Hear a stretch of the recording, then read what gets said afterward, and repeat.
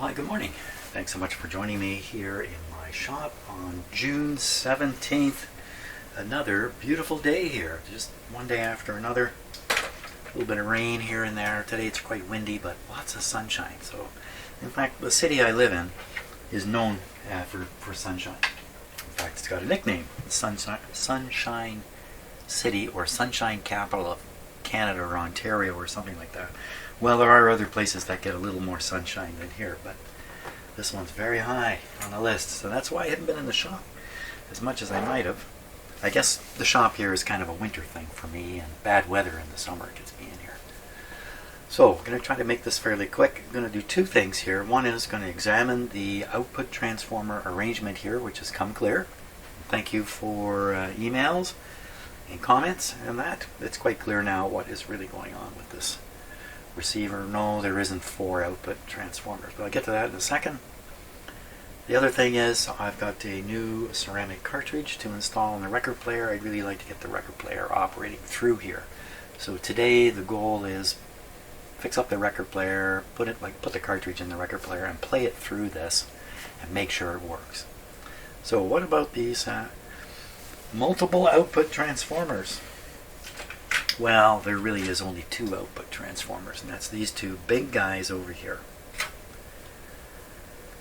These 2 let's get it right, Jim. These 2 big guys over here. So what are these? Where the speaker output's connected, there's some capacitors here, look like they'd be part of a crossover or something of that sort.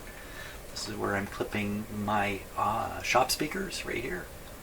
These wires that I've cut and are hanging here, they go in the cabinet to the speakers. And this goes to the speakers. Funny how they did that, eh? Why would they have a plug like this? And then additionally have wires going? I don't know. Not concerned about that. Well, if these 2 guys here are not output transformers, what are they? So let's just, I know the answer to these questions already, so don't start writing comments there. I'm just going to rotate this so we can get a better look at it. Come down here.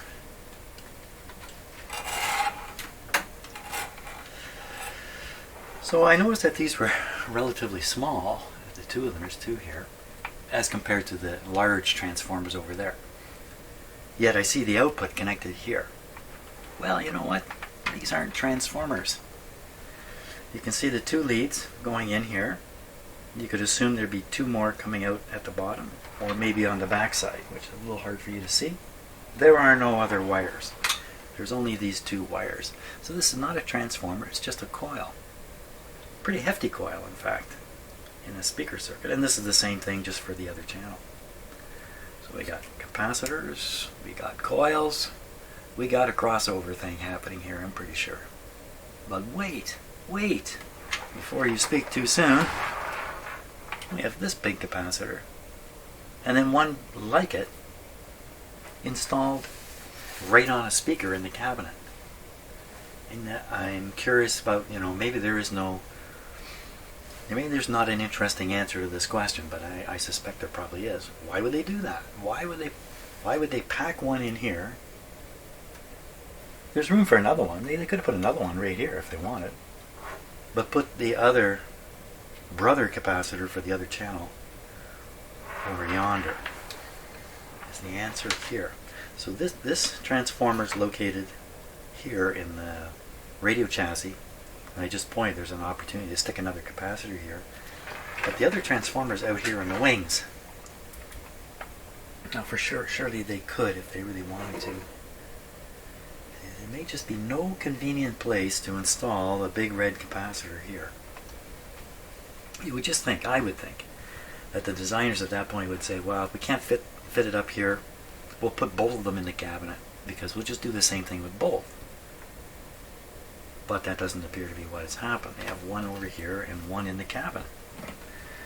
So that's going to remain a bit of a question mark for now. And again, probably it's just a totally inconsequential thing. It really doesn't mean anything, but then again, maybe it does. Maybe it's another hint of something. So So this is the output transformer, and all these capacitors that you can see, many of them anyway, are involved in the output transformer. Some are involved in the volume control, which is sitting right here. I think they all got to go. There's a lot of these capacitors around. The reason I say that is because the few I've taken out have proven to be somewhat leaky, no surprise. It would be stunning if they didn't leak at all. They appear to be a little better condition than you might expect, at least the couple that I've done. Hey, here's an interesting thing. If you want to know about a bunch of stuff, you take a 10% example and you examine the 10%, and whatever's going on with the 10% sample, random sample, you can be sure is going on with the rest of them. No, that doesn't work, especially with people. It doesn't work. If you want to get a statistically accurate sample of people, so you can say something about a larger population, you need around 1,200 people. So this is a mathematical thing. If you have 40 people, and you want to know what's going on with those 40 people, you got to find out about each individual one. There is no way to sample 40 people and come out with any meaningful information. The number of people in the pool has to be at least 1,200. Then you can start sampling. Of course, you'd sample 1,200 with 1,200 samples. You'd be sampling the same thing. 1,200. Now, if you pay attention when you're reading the news or listening to talk, stuff like that, and they talk about statistics, and they're bold enough to tell you what the sample size is, know this: if the sample size is 1,000 or under, the statistic's probably not very reliable. If it's 1,200 or higher, it's probably much more reliable. This is in terms of populations and that. You wouldn't think of it that way. I always thought 10% gives you an idea, but no, it doesn't. So here I have 30 capacitors, 20 capacitors. I've tested a few. How many have I gotten out of there? I've got 5 out so far. 5, I think. And these have actually tested kind of so-so. Not as bad as you might imagine. What does it say about the rest of them? It doesn't really say much of anything statistically. Okay, so I've convinced myself I'm going to have to bear down and work my way through all these capacitors, and that's a lot of work. But I'm not doing that today. The next thing we're going to do is we're going to put the cartridge into the record player and get it playing. That's what we're going to do here. Okay, here we go. Now, the sad truth of this is I made an assumption that the cartridge in here would be a magnetic cartridge. They made that assumption based on the number of tubes in the receiver and the fact that there appears to be an extra tube just for the record player, just for the cartridge, just for the record player. Well, I was wrong. Turns out it has to be a ceramic, and that's what I'm opening up here, is a Varco TN4B cartridge.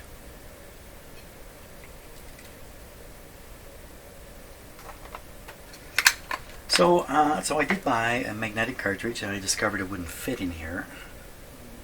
Still thinking it required a magnetic cartridge, I bought another one.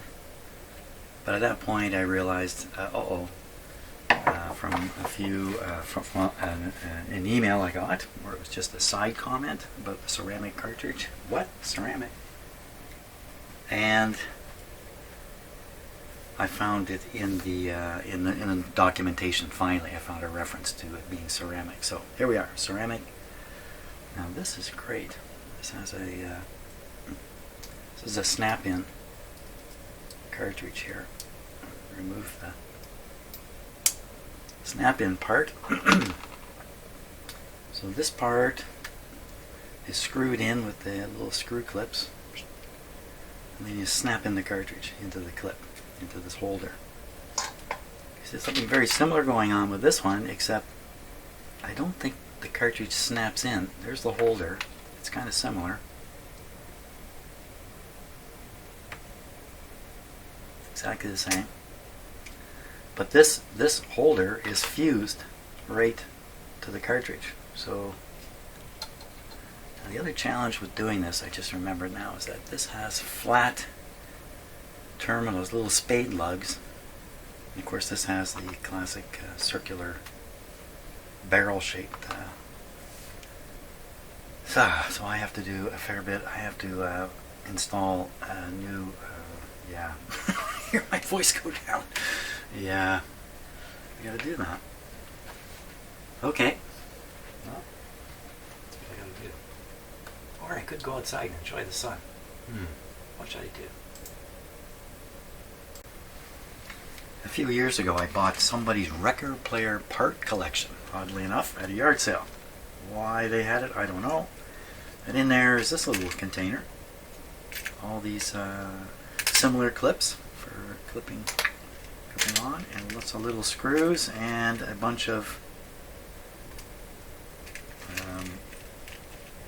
what do you call these connectors?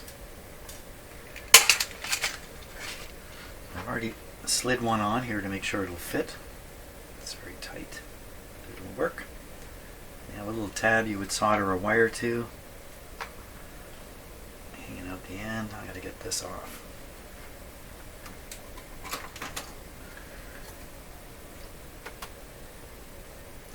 I like to just, yeah, watch what I do here. Put my thumb here pretty solid. Get my pliers. See if this works. Grab the thing. Lever against my thumb. Oops. Lever against my thumb. Yeah, came off. Okay, next one. Yikes.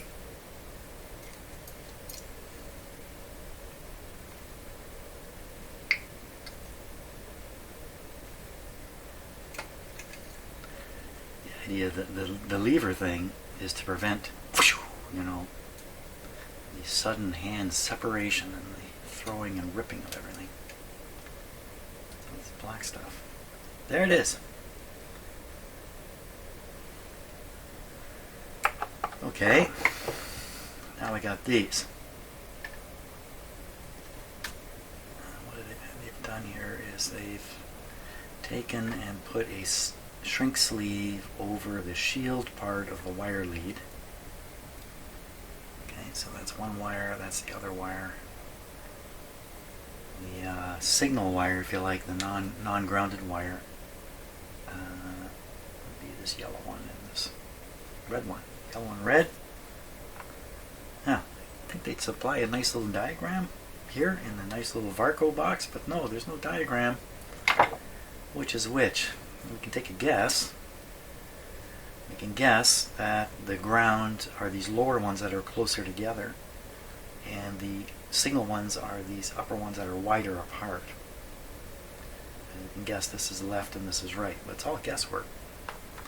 Let me see if I can find some reference on that cartridge before I go with a guess.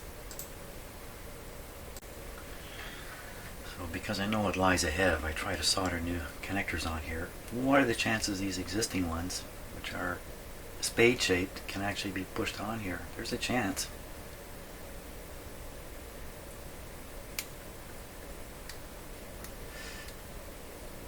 Now, with cartridges, you don't want to be pushing things too hard. Especially, cartridges are very fragile. No, I don't think this is going to work at all. What if I try reshaping that just a wee bit?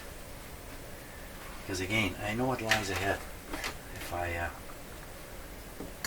go to solder on these, like working with these small wires. That's what I'm trying to avoid.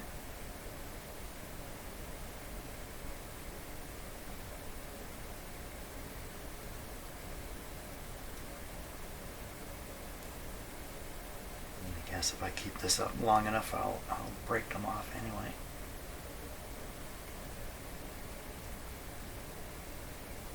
I don't know. Doesn't look like a good idea.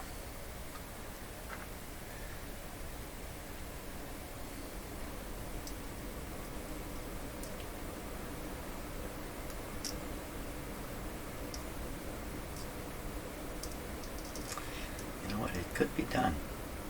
Could be done if I could just open these up just the right amount. I don't know if I can do it.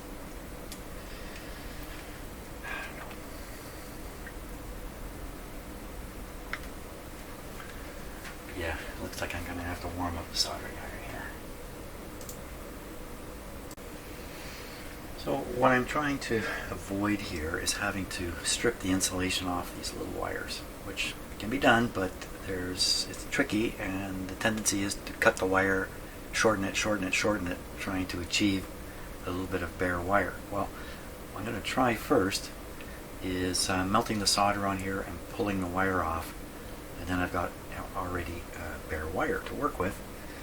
That's what I'm going to try here. Excuse me while I just lean over there. Then I'm using this helping hand thing here, or a third hand thing, to position this exactly where it needs to be so I can get the wire on it pretty easy. And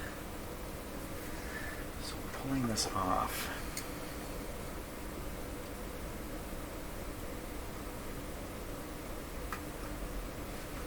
Pulling right on the cable here. I don't like that very much. Oh, it's off. Okay. Well, there you go. I must have bent this enough times to obviously break it. So now I'm stuck. I have to try to. How much wire is sticking out there? Such small wires. Nothing. Nothing is sticking out. Well, this is a challenge now. I certainly can't use my usual tool that I use for stripping wires, because it just won't work on anything that small. So I'm going to get out my X-Acto knife here. Okay, this one.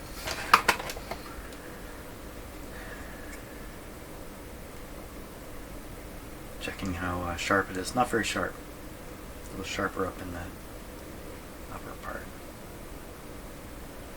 Good luck on this.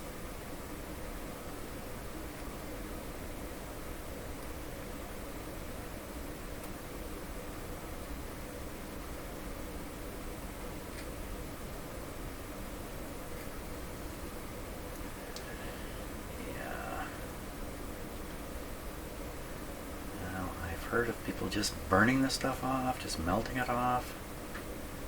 Doesn't sound like a good idea to me. I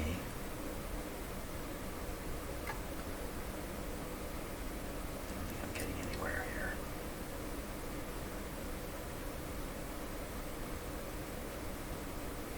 The problem here is the insulation is stronger than the wires inside. Oh my gosh.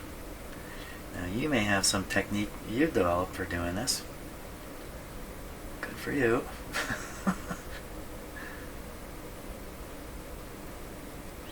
You know what I need to do this? I have to put on my superpower vision aid. You can see in more detail what exactly I'm doing.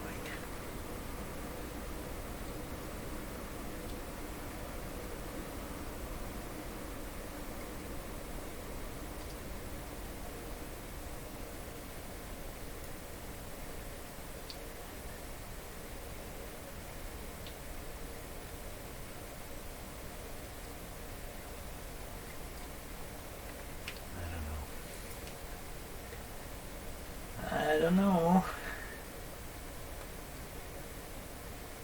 So often the insulation on the end of a wire, especially if the wire's been soldered, the insulation kind of gets stuck right on the very ends of the wire.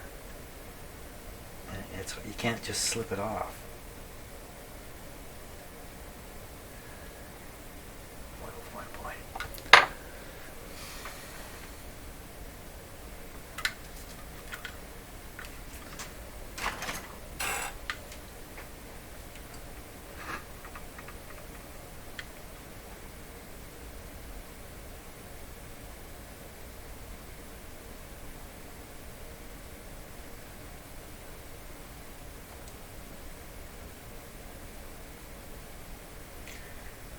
Hoping I've done is I've nicked the insulation with the knife enough that I can now tear it and just pull it off.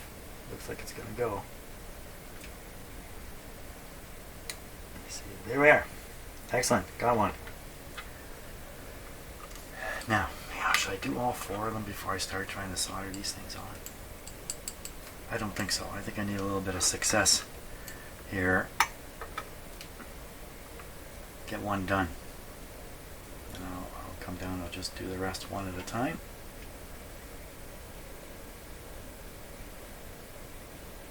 In the meantime, I can go outside. Don't come off that.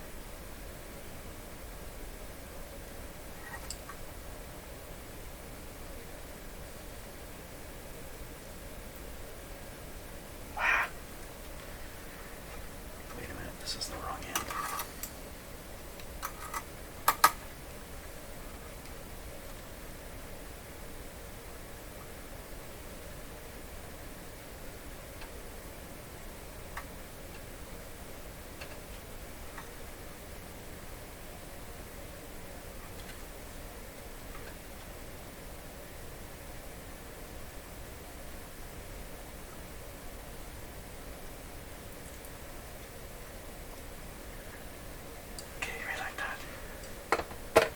Just like that. Whoa! Phooey!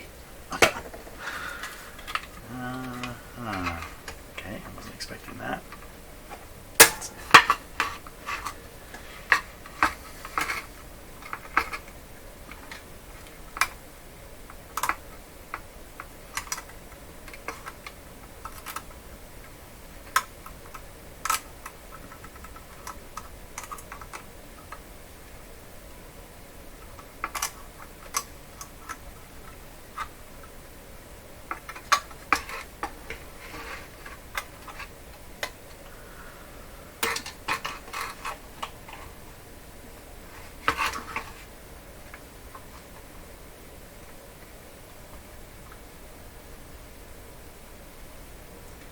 Okay, once again.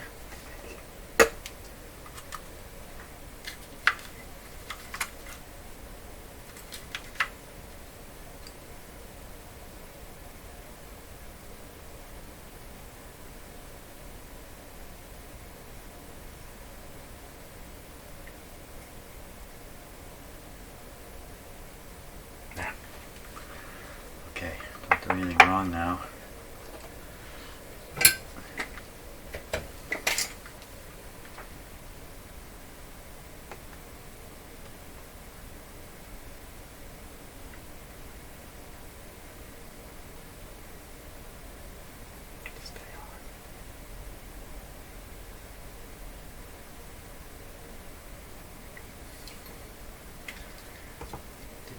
Solder it.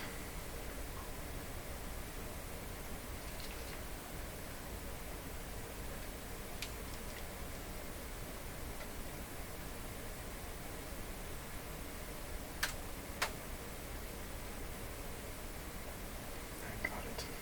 Okay. I got one done. Just 3 more to go now. I'm a quarter of the way there. Okay, well I've done 2 of them fairly quickly. I'm on to the 4th, the last one now. Try this technique of pulling off the old connector and leaving the wire worked in one case. Maybe it'll work in 2 here.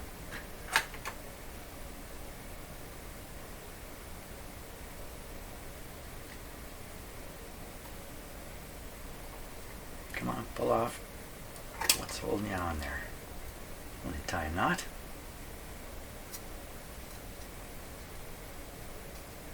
No, I'm not going to pull off. To pull too hard on it. Okay, so but there's a fair bit of wire exposed on this one now.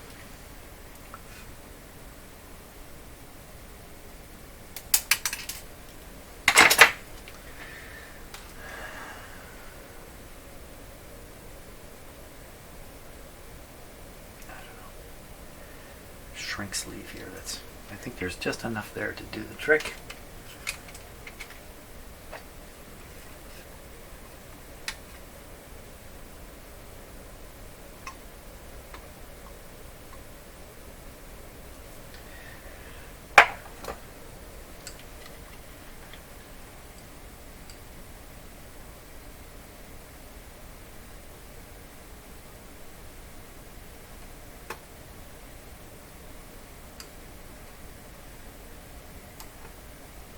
Couldn't do this without these magnifying glasses I'm wearing.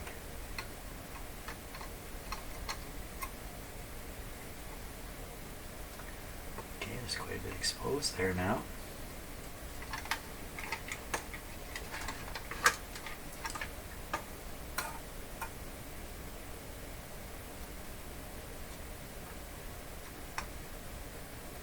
Okay, that can be soldered.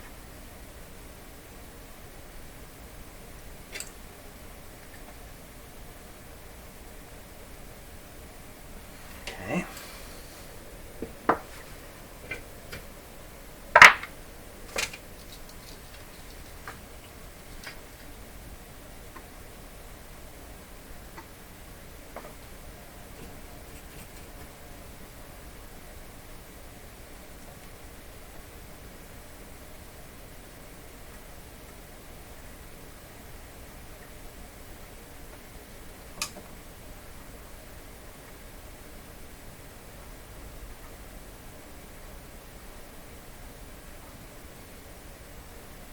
Big blob of solder. Good.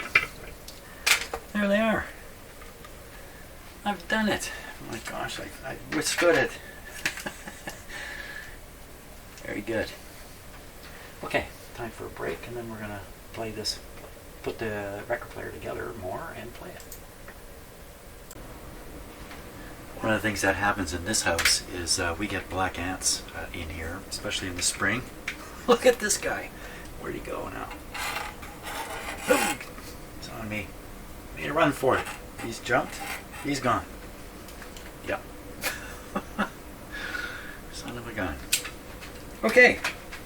Now, I've been out grocery shopping. I'm back now. Time to put in the cartridge and give this guy a real go. So the first stage is to screw in the bracket here.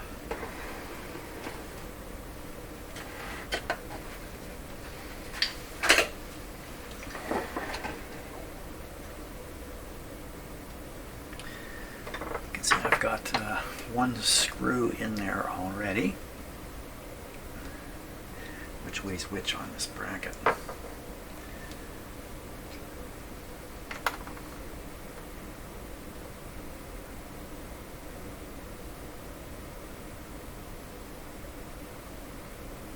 So this is the back. This is the wire end.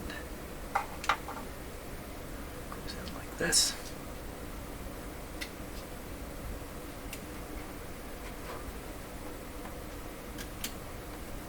Now when you're setting up one of these record players, there's issues around how far the needle actually is from the pivot point and other issues in that. But for this kind of record player, that stuff doesn't really count. So the cartridge is going to go in where the cartridge goes in. It's going to be where it's going to be. But if you're doing a top a really high quality record player, there's lots of issues to putting a cartridge in. Audiophiles love that stuff.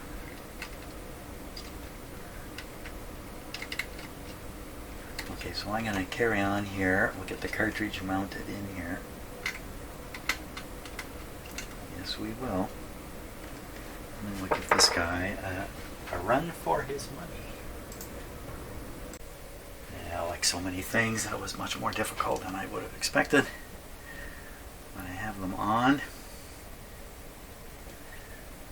Absolutely, we get this to go in. So we hook it on the back. And then snap it in. There it is. Pull off the cover. We're in. Flip needle. LP side. Okay. Wow. Next thing. Play this through the stereo here and see what happens. Okay. I think we're all set for a test. We're on a broadcast band to start with. Good. And while that's warming up, if you notice, I actually put the volume control back on the radio so I don't have to use my tool. Drop a record on here. Now, just before I started the video, when I put the plugged this in, the platter started turning and it seemed to me to be going way slow. So we're going to find out though.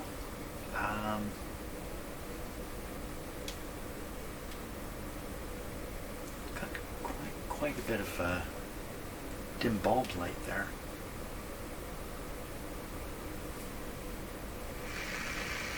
Okay, full power.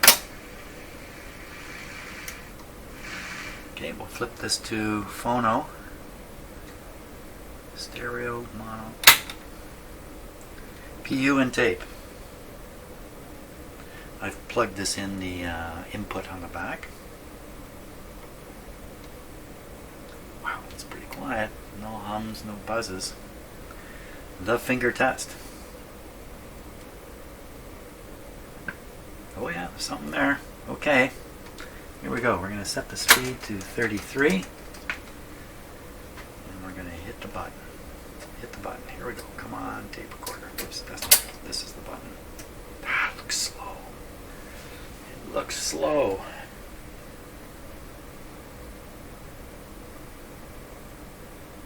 It looks way slow.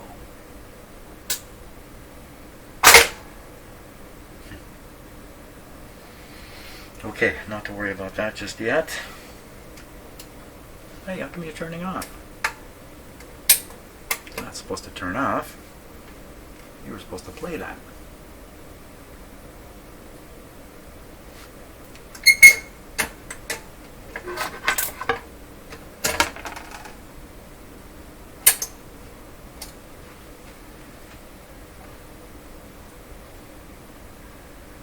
So it looks like the speed of the motor is not high enough for it to get into synchronous mode, synchronous speed. You're not supposed to turn off. Okay, so there's a few more problems here, but let's just see what this sounds like anyway. So I'll put this on manual. Is this the way to manual? Just a little bit forward. Oh, there it goes. It just suddenly sped up.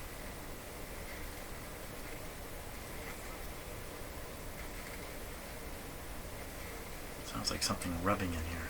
Very quietly. Okay. Volume down. Needle on.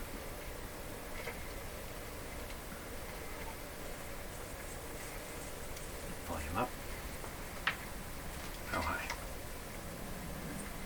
Say about there. A lot of sound coming right from the needle.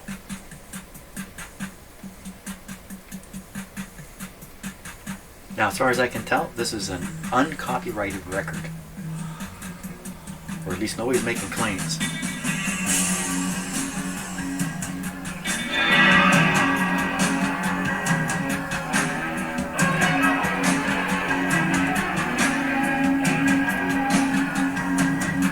Sounds louder out of the right. The balance may not be set.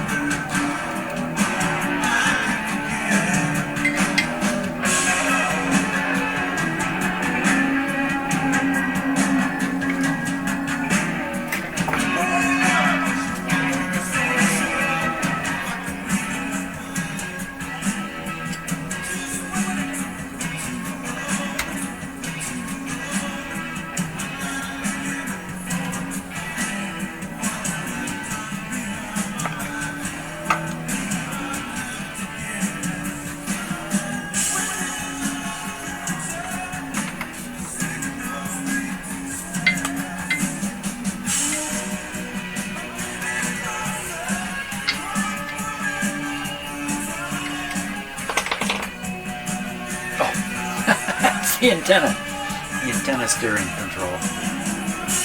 Where's the balance? Where's the balance control?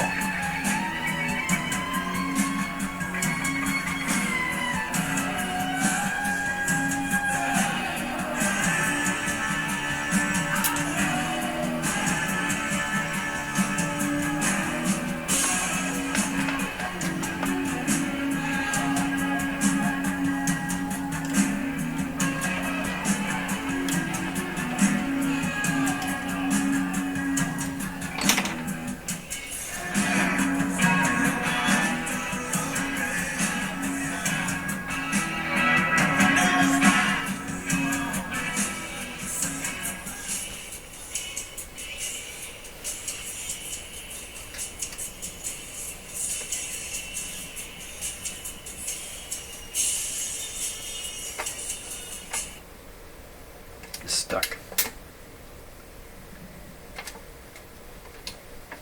There it goes. Well, speed was correct once the speed was correct. And volume's good. I didn't turn this up all the way. Looks like there's a little more mechanical work that needs to be done on the record player. The balance control. Where is the balance control? And this brings to mind, on the back here, stereo balance control. And there's nothing to plug in there.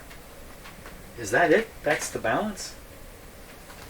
That doesn't make sense.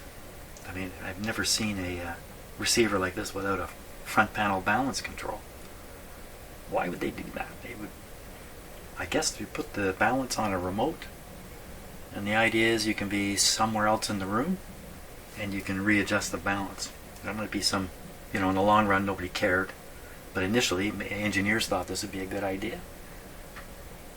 Plug in your balance control and take it to your chair. I don't know, but anyway, the balance problem in here is probably related to my speakers more than anything. We have to put this into the cabinet to really get a good feel for what the truth is with it. That's good. That's good enough for today. Yeah, it's good enough for today. Time to go on and play. So thanks a lot for watching, and we'll just keep pressing ahead. Lots of capacitor work coming in there. Oh my gosh. See ya.